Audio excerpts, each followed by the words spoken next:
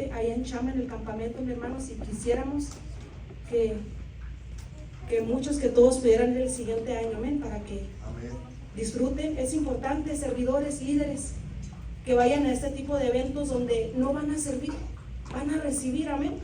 Constantemente estamos sirviendo en la iglesia. A veces ustedes, ¿verdad?, no están en la palabra, como la hermana Gloria y sus maestras, los maestros con los jóvenes, con los adolescentes. Constantemente están de aquel lado dando, ¿verdad? Entonces yo sí les invito a que cuando haya este tipo de eventos ustedes aprovechen. Amén. Norita, bienvenida. Estás en tu casa, ya sabes. Amén. Aleluya. Le doy la bienvenida a cada uno de ustedes que nos visitan. Amén. Y a los que hace mucho tiempo no veían, nos da gusto verles una vez más. Esta es su casa, Manantial de Vida. Amén. Y quiero comenzar preguntándole, ¿cuánto les gustan los deportes? ¿Sí? ¿Y cuál es el objetivo principal, mi hermano, cuando nosotros estamos jugando en algo, por decir, en el fútbol, en el básquetbol? ¿Cuál es el objetivo principal?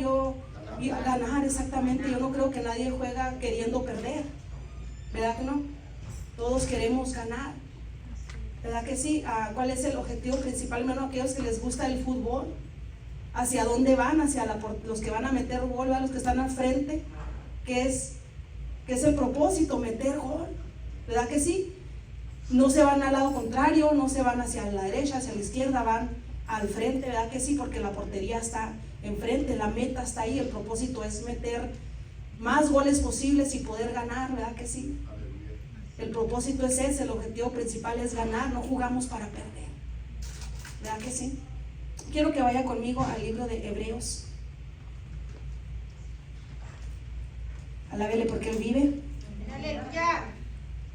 Si podemos poner por ahí una musiquita de fondo, pastor, para que no esté tan serio, no muy alta, gracias. Hebreos capítulo 12, versículo 1 al 3. Indíqueme con un amén cuando lo tenga. Aleluya. Dios está aquí. Su presencia está aquí. Amén. Damos gracias a Dios por este lugar. Hermano, yo sé que está calor, yo sé que sí, pero lo podemos aguantar. ¿Sí? Hay lugares donde no tienen aire. Nosotros tenemos, aunque no de abasto, ¿verdad?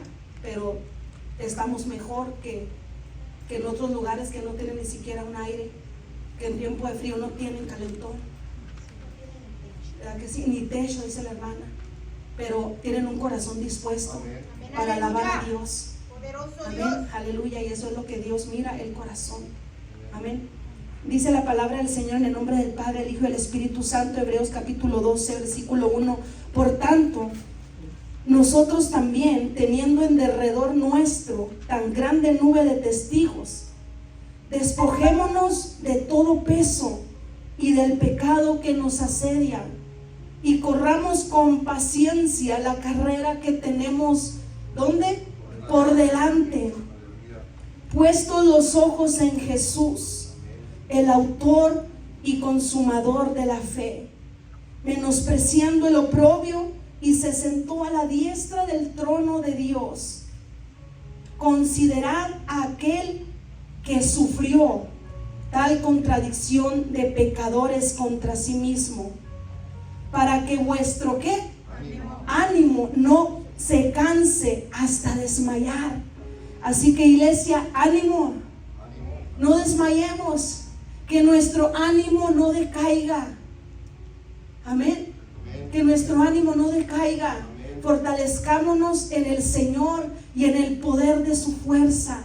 Que estemos siempre preparados, mi hermano, con la armadura bien puesta, mi hermano, para cuando venga el día malo, estar firmes, estar listos, mi hermano, para presentar defensa. Estar listo, mi hermano, cuando el enemigo venga, mi hermano, con aquellas tentaciones, mi hermano, cuando el enemigo venga.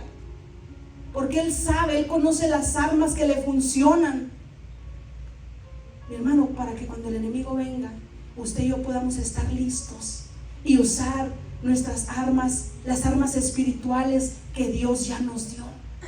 Amén. Él nos equipó, Él nos dio todas las herramientas, todas las armas, mi hermano, para poder permanecer en este camino, en esta carrera que usted y yo un día decidimos tomar. Amén, aleluya. Y yo le puse como título a esta predicación, Dana, puestos los ojos en Jesús. Dígalo conmigo, puestos los ojos en Jesús. Y yo creo firmemente que Dios me dio esta palabra. Meditando, mi hermano, en este viaje de Shama de algunos días, salimos desde el jueves y sabía que iba a predicar hoy. Señor, ¿cuál es la palabra que tú tienes para tu pueblo? Y estudiando, meditando, orándole al Señor, yo dije, a ver qué me ministra el Señor allá. Uno de los mensajes que yo traía en mi mente, en mi corazón, lo confirmaron allá en Chama en uno de los mensajes. Pero ¿qué cree? No era ese. Y cuando llegamos aquí a la casa, teníamos poquito de haber entrado a la casa, y el Señor me dice, puestos los ojos en Jesús. Y le doy gracias a Dios por eso, porque yo no predico lo que yo quiero, sino lo que Dios me dice que hable a su pueblo, que es usted. Amén. Y cuando yo escucho, mi hermano, esta palabra, puestos los ojos en Jesús, una de las palabras que viene a mi mente es enfocados. Enfocados, Ana. Amén.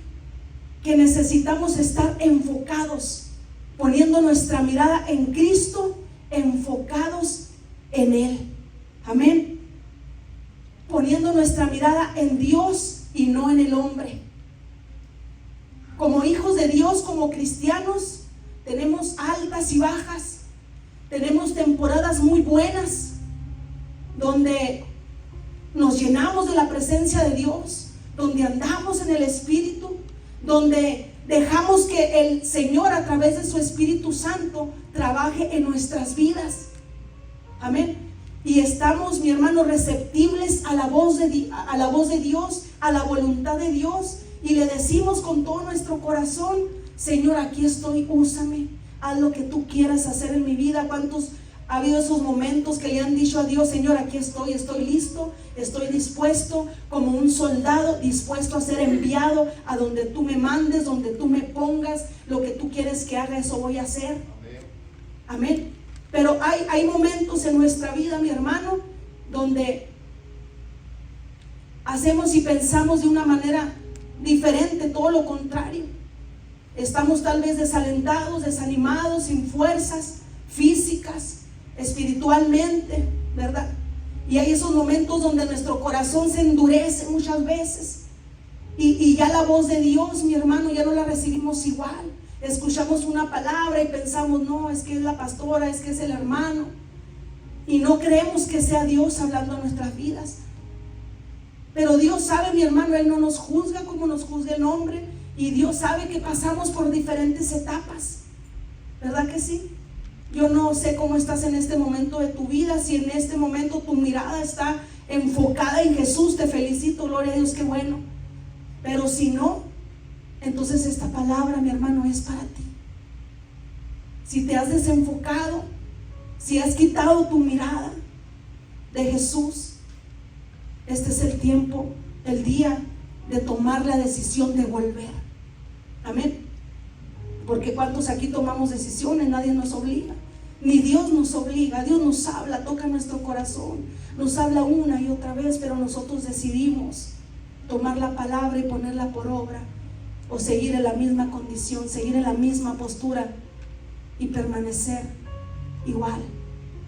Amén. Pero ¿cuántos aquí quieren oír la voz de Dios? Amén, aleluya. Amén, aleluya. Enfocados. Y hay razones para permanecer enfocados en Jesús. Podemos hablar de muchas.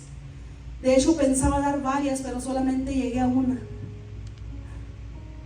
Hay razones. Alguien me pudiera decir aquí cuál es una de las razones suyas principalmente de permanecer enfocado con sus ojos, con su mirada en Jesús. ¿Por qué? ¿Cuál es esa razón que usted sabe que tiene que estar enfocado con su mirada en Cristo? ¿Cuál es una de las razones? ¿Alguien quiere decirlo? ¿Cuál es una de las razones? ¿Por qué usted sabe que es importante hacer lo que dice la palabra, poner nuestros ojos en Jesús? ¿Alguien quiere partir, hermana? Porque no hay otro camino. No hay otro camino. Y nosotros que ya tenemos el conocimiento, ¿verdad que sí, hermana? Ya no somos ignorantes de la palabra. Ya sabemos que solamente hay dos caminos, pero solamente uno nos lleva a Cristo, nos lleva a la vida eterna. Entonces no hay de dónde escoger. O seguimos a Cristo o no le seguimos, ¿verdad que sí? Entonces una de las razones principales que yo puse aquí para permanecer enfocados en Jesús es llegar a la meta. Y sí, el camino que donde estamos nos lleva a la meta, hermana, gracias. Llegar a la meta. Como le preguntaba ahorita, todos aquellos que juegan un deporte juegan para ganar, tienen una meta, y la meta es ganar, no perder. No jugamos para perder, jugamos para ganar. Amén. Entonces es llegar a la meta. Y cuando nosotros le entregamos nuestra vida a Jesús y tomamos la decisión de seguirle, cambiamos de dirección, porque íbamos en otra dirección. Entonces cuando usted y yo tomamos la decisión de seguir a Cristo, cuando le entregamos nuestra vida, cambiamos totalmente de dirección. Antes estábamos en otro camino que no nos llevaba a Cristo, pero la diferencia es que no lo sabíamos, vivíamos en ignorancia. Y la palabra del Señor dice: conoceréis la verdad que es la palabra, y la verdad nos hará libres, mi hermano, de ignorancia, porque no sabíamos hacia dónde íbamos, hasta que escuchamos las buenas noticias del Evangelio. Amén. Y la palabra nos habla de dos puertas que nos llevan por dos caminos. ¿Se oye algo medio raro acá, verdad? La palabra nos habla de dos puertas que nos llevan por dos caminos. Amén. Entonces Jesús dijo, ¿quién lo dijo? Jesús lo dijo en Mateo capítulo 7 versículo 13 y 14. Aquí se lo voy a leer y mire, le voy a compartir con una versión diferente. Si me prestan otro micrófono está bien, hermanos. A lo mejor eso es, ya se quitó. Se los voy a leer en la Nueva Traducción Viviente. Quiero que me ponga mucha atención, voltea hacia acá. Jesús dijo: solo puedes entrar en el reino de Dios a través de la puerta angosta. Solamente, dijo Jesús, puedes entrar en el reino de Dios a través de la puerta angosta. La carretera, dijo Jesús, al infierno o a la perdición es amplia, y la puerta es ancha para los muchos que escogen ese camino. ¿Sí? Entonces Dios nos da la libertad de escoger, el libre albedrío de escoger cuál puerta abrimos y en cuál camino queremos dirigirnos. Sin embargo, les dijo Jesús, la puerta de acceso a la vida es muy angosto y el camino es difícil. Y son solo unos pocos los que alguna vez lo encuentran. Usted y yo, al tomar la decisión de seguir a Cristo, hemos escogido el único camino que nos lleva a Cristo, que nos lleva a la vida eterna, porque Jesús, lo he dicho tantas veces, no es una religión. Jesús es un camino y es el único que nos lleva a la vida eterna. Entonces, ¿qué pasa, iglesia, cuando quitamos nuestra mirada de Jesús? Podemos estar en la iglesia, podemos servir y hacer muchas cosas, pero al mismo tiempo estar desenfocados. Cuando usted y yo quitamos nuestra mirada de Jesús, estamos en peligro, porque al quitar la mirada de Jesús, ¿en quién ponemos nuestra mirada? La podemos poner en el hombre, en el pastor. Y cuando el líder, el pastor, falla, si nuestra mirada no está en Cristo, si nuestra mirada está en el hombre, Eso va a traer desánimo a nuestra vida, mi hermano, y vamos a desistir, vamos a desmayar, vamos a querer regresar a donde estábamos antes. ¿Por qué? Cuando el hombre falla. Y si nosotros no tenemos nuestra mirada en Cristo, mi hermano, eso nos va a afectar de tal manera que nos vamos a regresar. Y yo meditaba en esto. Casi la mayoría de las veces ponemos de ejemplo cuando la iglesia, cuando las ovejas ponen la mirada en el pastor humanamente y no la ponen en Cristo, y cuando el pastor falla. Pero también del otro lado, mi hermano, también nosotros como pastores, si nosotros ponemos, ¿verdad, hermano Nachito? Si nosotros ponemos la mirada en el pueblo y el pueblo falla y el pueblo se queja y el pueblo te critica y el pueblo murmura, si nosotros cometemos al igual el error de poner nuestra mirada en las personas, también nos vamos a desviar y nos vamos a desenfocar. ¿Qué le pasó a Moisés, mi hermano? Sí miró la tierra prometida, pero no entró en ella. Se desenfocó de lo que Dios le dijo que hiciera. Le dijo, háblale a la roca. Y Moisés ya estaba cansado del pueblo, estaba muy cansado. Entonces, en vez de hablarle a la roca, Moisés le pega a la roca. Y podemos ver, mi hermano, otros ejemplos. ¿Qué pasó con Saúl? Su justificación era, cuando lo confrontaban, ¿por qué hiciste el sacrificio? ¿Por qué no te esperaste? No, es que el pueblo. Y él se justificaba diciendo que el pueblo. ¿Qué pasó con Aarón? Cuando Moisés no bajaba, que hizo un becerro de oro, no es que, y cuando se le confronta dice, no es que el pueblo pedía un Dios. Entonces también cuando nosotros como pastores, como líderes, quitamos nuestra mirada, nuestro enfoque en Cristo y lo ponemos en el pueblo, también nos vamos a desviar. Amén. Entonces, cuando quitamos nuestra mirada de Jesús, nos vamos a desenfocar. Y tengo como un ejemplo, mi hermano, a Pedro, muy conocido, muy conocido. Aquella vez, mi hermano, cuando Jesús, mi hermano, alimentó milagrosamente a 5,000 personas, terminan, le dice a los discípulos, váyanse en la barca, ahorita los alcanzo. Se aparta a orar a solas con el Padre. Y después ahí los discípulos, ¿verdad que sí? En el mar comienzan, hermano, las olas a embravecerse, comienzan a azotar aquella barca. Y Jesús se le aparece a sus discípulos caminando sobrenaturalmente sobre el mar, caminando. Los discípulos se asustan y gritan con miedo, un fantasma. Jesús les dice, no teman, yo soy. Les dice, no teman, yo soy. Entonces Pedro, mi hermano, ¿qué pasa con Pedro? Muy valiente, le dice, pues si eres tú, Señor, dime que vaya a ti. O sea, caminando sobrenaturalmente por las aguas. ¿Y qué le dice Jesús? Ven. ¿Verdad que sí? Le dice, ven. Y descendió Pedro, dice la palabra, de la barca y andaba sobre las aguas para ir a Jesús. Se enfocó en Jesús y comenzó a caminar sobre las aguas, al igual que Jesús, de una manera sobrenatural, comenzó a caminar sobre las aguas y estaba enfocado, estaba mirando a Jesús. Pero de pronto comenzó un fuerte viento, comenzó a ver el viento, comenzó a ver las olas, comenzó a ver, mi hermano, lo natural. Se desenfocó de Jesús,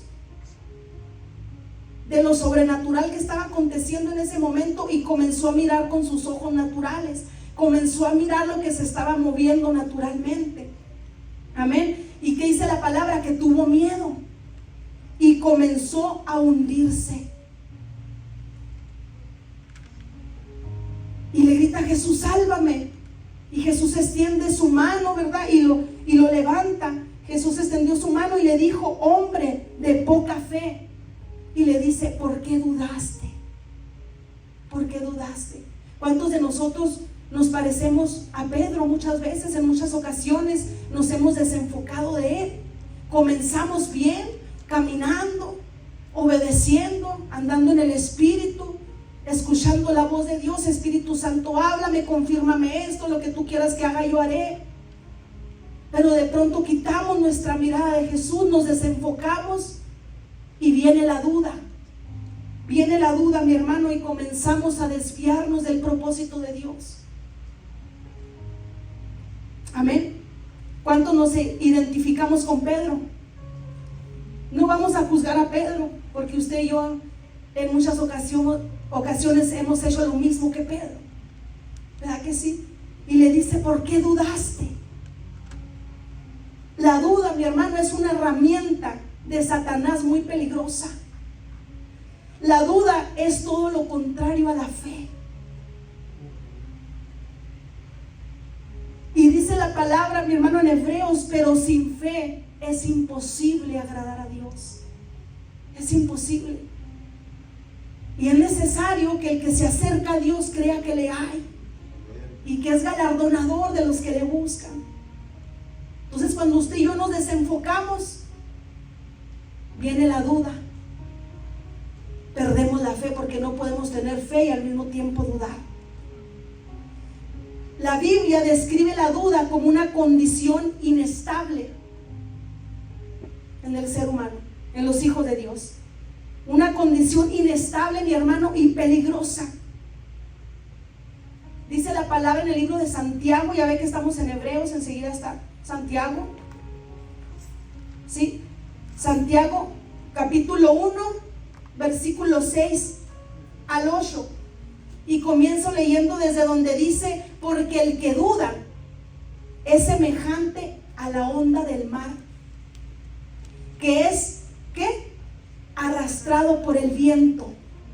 No está enfocado, está desenfocado, tiene dudas. Y es semejante, dice, el que duda es semejante a la onda del mar, que es arrastrada por el viento y echada de una parte a otra. ¿Qué tanto pesa el viento? No estamos hablando de una tempestad, de un viento suave. No se necesita mucho peso, pero cuando hay duda en nuestro corazón, cuando empezamos a desenfocarnos, comenzamos a dudar, y cualquier cosita nos mueve. Cualquier cosita pequeña la vemos tan grande. Y miramos gigantes, miramos imposibles, miramos obstáculos, y los miramos tan grandes, cuando nuestro Dios es más grande que todo obstáculo. Dice la palabra, no piense pues quien tal haga que recibirá cosa alguna del Señor. El hombre de doble ánimo es inconstante en todos sus caminos. El hombre de doble ánimo es una persona arrastrada en dos direcciones opuestas. Está desenfocado. Una persona desenfocada tiene dudas, no sabe para dónde ir, está confundido, es arrastrado en dos direcciones opuestas. ¿Por qué? Porque quitamos nuestra mirada de Cristo, quitamos el enfoque de Él y nos comenzamos a hundir como Pedro, comenzamos a dudar como Pedro. Muchos hijos de Dios, mi hermano, comenzamos bien, comienzan bien, pero terminan mal. Muchos hombres y mujeres de Dios, mi hermano, que antes predicaban tremendamente la palabra, que traían un avivamiento donde predicaban, que eran usados por Dios, de pronto se desenfocaron, quitaron su mirada de Cristo y terminaron apartándose de la verdad, terminaron apartando sus ojos de Cristo. Y a cualquiera nos puede pasar, y el que esté firme, mire que no caiga, dice la palabra. Amén. Por eso es importante, mi hermano, ser usado por Dios para levantar al desanimado, al caído, para animarlo. Amén. Porque una persona que se aleja, mi hermano, es muy difícil que vuelva al camino de Dios. Así que, mi hermano, mi hermana, no te desenfoques. Amén. Cuando nos desenfocamos, mi hermano, perdemos la dirección, perdemos la visión, nos comenzamos a desviar del propósito y del llamado de Dios. Cuando antes teníamos la seguridad, la convicción de quiénes éramos en Cristo, Él fue el que nos llamó, comenzamos a dudar, porque le abrimos, mi hermano, la puerta a la duda y a muchas cosas que vienen con ella. Y nuestro corazón se comienza a apartar de Dios. Mi hermano, en las iglesias hay muchos hombres y mujeres que están ahí, pero están apartados, están desenfocados. Pero esto no te lo digo para hacerte sentir mal, sino para que tomes esta palabra y decir: Señor, yo quiero volver a enfocarme en ti. Yo quiero volver a poner mi mirada en ti, Jesús, porque nadie más me va a poder ayudar. Amén. Solamente Él, el que no juzga, el que no mira lo que ve el hombre, Él es el único. Mi hermano, vuelve tu mirada a Cristo. Amén. Mi hermano, algo todavía más peligroso. Si no atendemos a esta palabra que hoy nos está hablando, mi hermano, comenzamos con la duda. Pero mi hermano, el desenfocarnos de Cristo, quitar nuestra mirada de Él, nos puede llevar a fallarle a Dios, nos puede llevar a pecar de una manera bien tremenda. ¿Sí? Nos puede llevar, mi hermano, a cosas peligrosas. Y mire, voy a poner un ejemplo que yo sé que muchos conocen aquí en la palabra. Mi hermano, yo me quebrantaba. Yo, de verdad, mi hermano, lloré y muchas veces he leído esta palabra y no me había quebrantado de esta forma, porque lo vi de otra manera. Y el ejemplo es David, un hombre conforme al corazón de Dios, el dulce cantor de Israel, el salmista, el que siendo un muchachito venció a Goliat con una piedra y una resortera. No le tuvo miedo. Cuando todos los demás dudaban y temían de enfrentar a ese gigante, David dijo: yo voy. Porque él no confiaba en su propia fuerza, sino que él sabía que uno más grande que Goliat y que él estaba con David, y ese era el Espíritu Santo. Porque él ya había sido ungido por el Espíritu Santo, ya había sido apartado, ya había sido lleno, y Dios ya lo había adiestrado ahí cuidando las ovejas. Con el oso, con el león, David ya había sido adiestrado. Y ese muchachito que amaba a Dios, que hacía descender la presencia de Dios con el arpa, llegó un momento de su vida donde se desenfocó. Un día, mi hermano, se desenfocó. Y dice la palabra, y si usted quiere leer la historia después, ahí está en 2 de Samuel capítulo 11. Dice que aconteció un día, en el tiempo que salen los reyes a la guerra, que David envió a Joab y con él a sus siervos y a todo Israel. Diga conmigo, pero David se quedó en su casa, se quedó en el palacio. David tomó la decisión de quedarse ahí en Jerusalén. Y dice la palabra que era el tiempo donde los reyes salen a la guerra. ¿Sí? La palabra nos habla de que todo tiene su tiempo. Tiempo de guerra, tiempo de paz. No era para que David se hubiera quedado en el palacio. Él tenía que haber estado en la guerra, porque era en el tiempo que salían los reyes a la guerra. Y ahí estaba, desenfocado, tal vez ocioso. Esos tiempos de ociosidad son peligrosos. ¿Sí? Son peligrosos, hermano y hermana. Y sucedió un día, al caer la tarde, que se levantó David de su lecho, se paseaba sobre el terrado y de pronto divisa una mujer que se estaba bañando, la cual era muy fea. Corríjame, no era fea, porque el diablo no te va a poner a una fea, porque habemos mujeres feas, para no decir hay mujeres feas, hay hombres, bueno, hay mujeres, no soy muy fea, mujeres feas, no hay mujeres feas, no es cierto, perdóname, Señor. Hay mujeres no muy agradables, pero soy muy feo, no, mujeres feas. Bueno, en el otro sentido, Satanás no te va a poner una mujer no muy bonita o un hombre feo. No, te va a poner uno muy simpático, muy guapo, una mujer hermosa.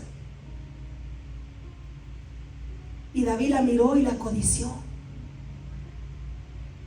Y mandó preguntar. Y le dijeron que era mujer de Urías Eteo.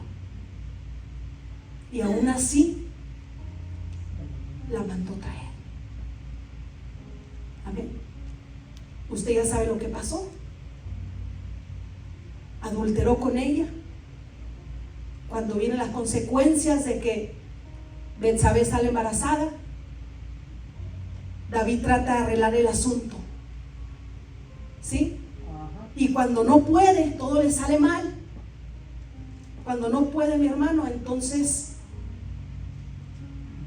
manda poner a Urías Eteo al frente de la batalla. Como quien dice, lo manda a matar. Y fíjese qué tremendo. Le dio un papelito, le dio una carta. En la misma mano de Urías, ahí llevaba su sentencia de muerte. El rey David pone esa carta en las manos de Urías, y Urías no sabía lo que esa carta decía, pero como él era un hombre leal, y en esa misma carta decía: pongan a Urías al frente de la batalla y luego se quitan para que lo maten. Llevaba su sentencia de muerte en la mano. Pero déjeme le digo una cosa: Dios le hizo justicia a Urías. Pero es que era el rey David, el dulce cantón de Israel. Dios a quien ama corrige, como el padre al hijo a quien ama. No es que es el pastor, es que es la pastora, es el salmista, es el que Dios usa en milagros. Dios corrige. Dios es justo. Dios nos perdona, pero hay consecuencias. Amén. En un momento de desenfoque, mi hermano, podemos caer gravemente, mi hermano, y las consecuencias están ahí. Aunque haya perdón, hay consecuencias. Amén. Yo le puse aquí: desenfoque igual a pecado igual a consecuencias. ¿Sí? Sí, hay perdón, pero hay consecuencias. Aleluya. Número 1, el Señor le dijo, usted sabe que David fue confrontado, mandó al profeta Natán. Número 1, le dijo el Señor: tuviste en poco la palabra de Jehová, tuviste en poco, hiciste lo malo. Número 2, mandó matar a Urías Eteo. Y déjeme le digo una cosa: Urías no era cualquier soldado, era uno de los valientes de David. Y esto fue, mi hermano, una de las cosas que me quebrantaron. Si usted va, mi hermano, a la palabra, usted va a encontrar una lista de muchos, mi hermano, de los nombres de los valientes de David, de esos de los de la cueva de Adular, los endeudados, los amargados, los afligidos, que Dios usó la vida de David para restaurar a estos hombres, para empoderarlos, para que fueran los valientes de David. Ya no eran los endeudados, los amargados, eran los valientes. Y en esa última lista está Urías Eteo. David traicionó a su soldado, le quitó a su esposa, teniendo mujeres hermosas, le quitó a su esposa, cometió homicidio, mandó matar a Urías. Y una de las cosas que me quebrantaba, mi hermano, yo decía: pero David, hermano, ¿cuántos admiramos a David? Yo admiro a David. Cuando yo escucho la palabra donde dice que David danzaba con todas sus fuerzas, que David llevaba el arca con júbilo, con alegría, que David era un hombre celoso de Dios. Cuando llega a ese campamento y mira cómo todos están acobardados y no querían enfrentar a Goliat, y David dice: yo voy.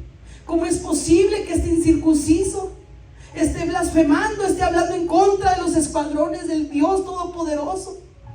Y él va, y Dios le da la victoria. Yo admiro a este hombre, a este siervo de Dios. Y no somos nadie para juzgar a David. No somos nadie, ¿verdad? Podemos aprender cómo David se arrepiente y le dice al Señor en el Salmo 51: lávame más y más de mi maldad. Podemos aprender eso de David, que David se arrepiente. Pero yo no puedo creer, hermano Nachito, que ese David, ese salmista, ese cantor, pudo haber cometido tales atrocidades, tales pecados tan graves. Aquel hombre que amaba a Dios se descuidó en su momento, se desenfocó, quitó su mirada del propósito, del llamado, se desenfocó y no tuvo temor. No tuvo temor de matar a uno de sus mejores soldados, de los valientes que él tenía a su cargo. No tuvo temor de quitarle su esposa. Hermano, todos podemos caer en pecado gravemente si nos enfocamos de Jesús. Si quitamos nuestra mirada de Cristo, podemos hacer cosas tremendas en contra de Dios y no tener temor, porque aquel hombre, aquella mujer que se descuida en su relación con Dios, que descuida la oración, se desenfoca, y es tan fácil caer en pecado cuando estamos desenfocados de Cristo. Ya no hay temor, ya no hay ese redarguir que había antes. Tremendo. Aleluya. Pero el Señor le hizo justicia a David, y no me alegro de eso. No me alegro de eso. El Señor le dijo: jamás se apartará de tu casa la espada. Sí, le dijo: no morirás, pero no se apartará de tu casa la espada. ¿Sabe por qué le dijo de tu casa la espada? Porque a espada mató Urías. Y lo mismo que él hizo, pero peor, mi hermano, le dijo: no se apartará de tu casa la espada. Y como derramó mucha sangre, no le pudo edificar casa a Jehová. Número 2, consecuencia número 2, mandó matar, le dijo el Señor: tomaré tus mujeres delante de tus ojos y las daré a tu prójimo, el cual yacerá tus mujeres a la vista del sol. Porque tú lo hiciste en secreto, mas yo lo haré esto delante de todo Israel y en pleno sol. Qué tremendo, mi hermano. Y esa palabra se cumplió con su hijo Absalón. Ahí pusieron, mi hermano, un lugar acondicionado ahí en el terrado, tal vez donde él mismo codició a la mujer, no lo sé. Y ahí mismo, mi hermano, se acostó con todas las concubinas de su padre y le dijo: tú lo hiciste en secreto, pero yo lo voy a hacer delante de todo Israel. Y el profeta Natán dijo a David: Jehová ha remitido tu pecado, no morirás. Consecuencia número 3, el hijo que te ha nacido ciertamente morirá, porque hubo fruto de ese pecado. El hijo que te ha nacido ciertamente morirá. Y aunque David se metió en ayuno, aunque David se humilló delante de Dios, el hijo murió. Porque todo tiene consecuencias. Y no nos damos cuenta, mi hermano, que las consecuencias no las pagamos nosotros solos, sino nuestra familia, nuestra casa, nuestro esposo, la esposa. Solamente por desenfocarse de Jesús, por desviar nuestra mirada de Él y ponerle en el hombre. No nos justifiquemos. No es tiempo de justificarse. No es tiempo de decir: estoy haciendo esto, estoy cometiendo este pecado, ¿por qué? Y nos sentimos con el derecho de, pero no, mi hermano. Dios no va a aceptar, mi hermano, nuestras excusas. Podemos ver estos pecados tremendos de David, podemos decir: no, yo nunca haría eso. Pero hay otros peores en el corazón. Hay otros peores. Y Dios no nos quiere así. Dios quiere, mi hermano, que nos despojemos de todo peso y del pecado que nos asedia y corramos, mi hermano, con paciencia la carrera que tenemos por delante, como dice la palabra, puestos los ojos en Jesús, el autor y consumador de la fe. Aleluya. Vaya conmigo, termino con esto. Vaya conmigo al Evangelio de Mateo, capítulo 16. Mi hermano, mi hermana, yo creo que todavía estamos a tiempo. Estamos a tiempo de enfocarnos, de volver a enfocarnos, de no desviar nuestra mirada y decir: Señor, perdóname, puse mis ojos en quien no debía, y volver a enfocarnos en Él. Mateo capítulo 16, versículo 24, y termino con esto. Entonces Jesús dijo a sus discípulos: si alguno quiere venir en pos de mí, niéguese a sí mismo, tome su cruz y sígame. Voltea hacia acá. Jesús tenía una meta, tenía un propósito cuando vino a esta tierra: hacerse hombre, igual que usted y que yo. Tenía una meta, y era ir a la cruz. Ir a la cruz por amor a usted y a mí. Fue doloroso, sí, pero Él dijo: yo sé a qué he venido. Mi hermano, el enemigo sabe cómo distraernos, sabe qué usar para desviarnos, para debilitarnos. Pero cuando usted y yo permanecemos con nuestra mirada en Cristo, mi hermano, dice la palabra: ¿qué nos apartará del amor de Cristo? ¿Qué? ¿Tribulación? ¿Espada? ¿Persecución? ¿Angustia? No, mi hermano, antes en estas cosas somos más que vencedores en Cristo Jesús. Si Jesús pudo llegar a la meta y cumplir ese propósito por el cual Él vino, mi hermano, a nacer, Él fue tentado en todo, pero sin pecado. Él sabe, mi hermano, que no es fácil, pero si permanecemos enfocados en Cristo, no lo vamos a hacer en nuestras fuerzas, sino en el poder de Dios. Versículo 25: porque todo el que quiera salvar su vida la perderá. De eso se trata el evangelio. Si no sabía, se lo recuerdo. No se trata de flores, de aplausos, de palabras bonitas, no. Y todo el que pierda su vida por causa de mí la hallará. Porque ¿qué aprovechará el hombre si ganare todo el mundo y si perdiere su alma? ¿O qué recompensa dará el hombre por su alma? Porque el Hijo del Hombre vendrá en la gloria de su Padre con sus ángeles, y entonces pagará a cada uno conforme sus obras. A cada uno conforme sus obras. ¿Y qué le vamos a decir en ese día? ¿Qué excusa le vamos a dar? ¿Qué le vamos a decir cuando nos pregunte: ¿por qué quitaste tu mirada de mí? ¿Por qué te desenfocaste? Si yo te llamé, si yo te di propósito. Es que le vamos a dar una lista. No, mi hermano. Puestos los ojos en Jesús, el autor y consumador de la fe. Y termino con estas últimas palabras. Póngase de pie. Le voy a pedir a mi esposo que si me ayuda a cantar unos cantos de adoración. Voy a terminar con estas palabras. Enfócate. ¿Sí? Enfócate. Posiciónate. Toma el lugar donde Dios te ha puesto, enfocado, posicionado. Enfócate, posiciónate y avanza hacia la meta. Hacia la meta. Pero es que, pastora, no voltees hacia atrás. No te distraigas.